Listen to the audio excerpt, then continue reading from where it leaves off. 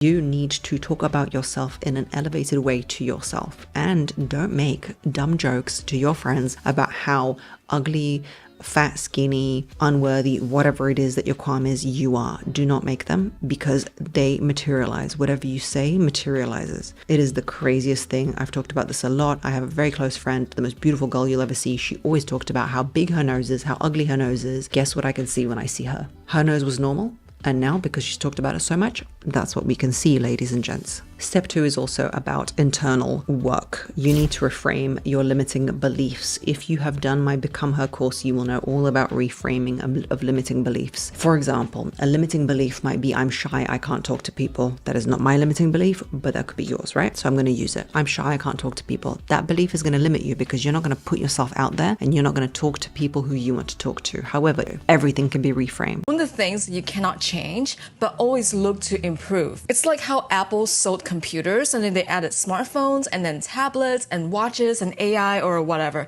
They don't need to change who they are completely just to sell new products. They're still Apple. They use their same brand and design identity, but then they also expand on it. They're creating their own universe. So create a universe of you. Become your ideal version of yourself and think deeply about what that looks like. And then visualize it to your best ability, because your entire reality hinges on this. So ignore your current 3D world for a second, because this is the ideal world that you're going to be creating for yourself. Your interpretation of life is a projection of your self-concept, so make it a really good one. And Chapter 1, the power and benefits of the alter ego. So what is an alter ego? An alter ego is basically an alternate self, one that is different from your original or current self, and most importantly, a version of yourself that has all of the characteristics that you wish to have but just don't feel come to you naturally. It's you stepping into the ideal version of yourself, one without limits. And to quickly clear up any misconceptions, no, it isn't fake or acting or pretending or deceiving others, okay? This is simply embodying the ideal characteristics you wish to have until they naturally become a part of you. It's still you being yourself, just you without any baggage, without any past, without any insecurities, without the conditioning that other people have given to you by telling you what you are and are not capable of. See, an alter ego is like you, but just on fresh paper. It does not take into account your embarrassing moments, your failures, your mistakes, or other people's opinions. It doesn't remember the fact that you've been shy and quiet for the last few decades of your life.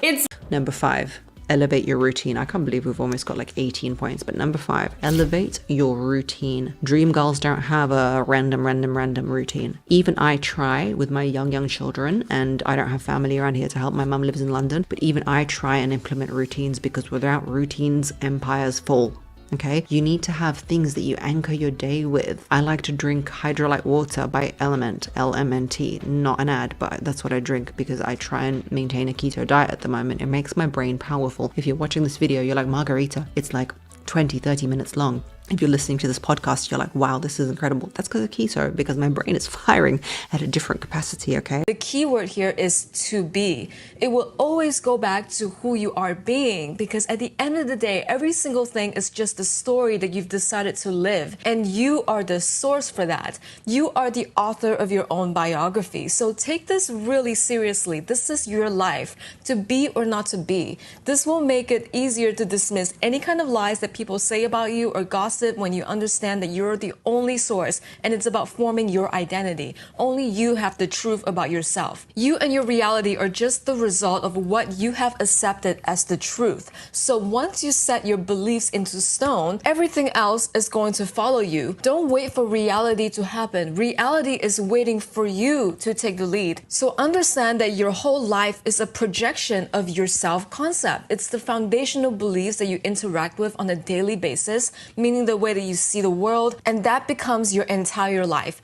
Step number one is the why. This is where you start figuring out the purpose of your alter ego. Why the hell are you even creating an alter ego in the first place? Is it to get rid of some weaknesses? Is it to adopt some new personality traits? Is it to feel more confident when it comes to public speaking, to be better in social scenarios, to just feel some more inner confidence in your life, to be a better performer? The list goes on. Your why needs to be so strong. This is a very popular concept when it comes to business plans, and even self-development, because it's the thing that keeps you consistent on your journey. If you're just like, I'm gonna make an alter ego because I feel like it would be cool and I would be hotter, a little bit fickle, and you might not remember it. Because throughout this process, you need to know the most detail about your alter ego to, first of all, be able to step into their shoes a lot better, but also to make sure that this is a consistent habit that you can maintain to get all of the benefits from it. If you want to be the dream girl, you need to prioritize yourself. Yeah, I know, burn. You need to prioritize yourself. I know how you want to prioritize your work. That man,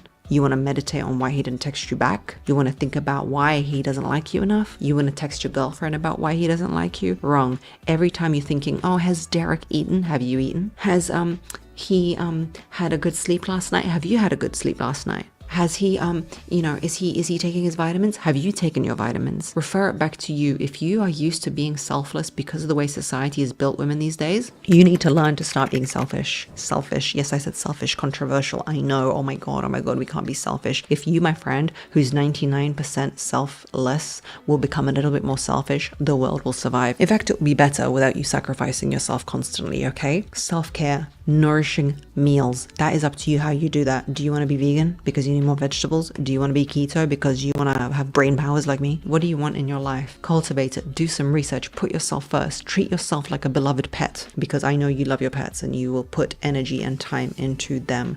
Protect your well-being. If he wants to eat at 9 o'clock, but you know your body works well with eating at 6, then you don't eat with him. You understand? Your well-being, you come first. That is dream girl energy. And if you need to cancel on him because you need to clip your hamster's nails, then that makes you all the more attractive. I don't know. Like, there's no way that you're so cool and interesting and pretty and funny and creative, and there's no one else like you, and yet you get so sad when someone doesn't text you back, and you think that it's not a privilege to date you or to be friends with you, and you think that if someone doesn't text you back within a day that they don't like you. I'm kind of going into specific things here, but you need to realize this thing about the physical world. Your physical reality is created by both your past decisions as well as your past circumstances, things that happen to you, things that you decided to do, but everything in it is actually neutral. It can't tell you anything. It can't validate you. You can create thoughts right now about it that makes you think that it's telling you something and it's giving or it's taking away value from you, but you are the only person attaching a story to everything. Your perception of the physical reality is what gives it life. It's 100% dependent on you. Things show up the way they do because of what you accepted as the truth. And when a really helpful tool is to think about people that you admire. This could be people you know in real life, these could be celebrities, people you look up to in the media, and actually think, why do I admire them? You don't admire people just because they're pretty and they seem cool. Everybody admires different people because they align with the potential that we all have within ourselves. You can recognize beauty in other people because you too have that beauty within yourself. So why are your idols your idols? Why do you admire that celebrity so much? Is it their confidence? Is it their work ethic? It's really like asking yourself, what would X do? What would Beyonce do? What would your idol do in a certain situation? And then starting to replicate that energy in a way that suits you and your life.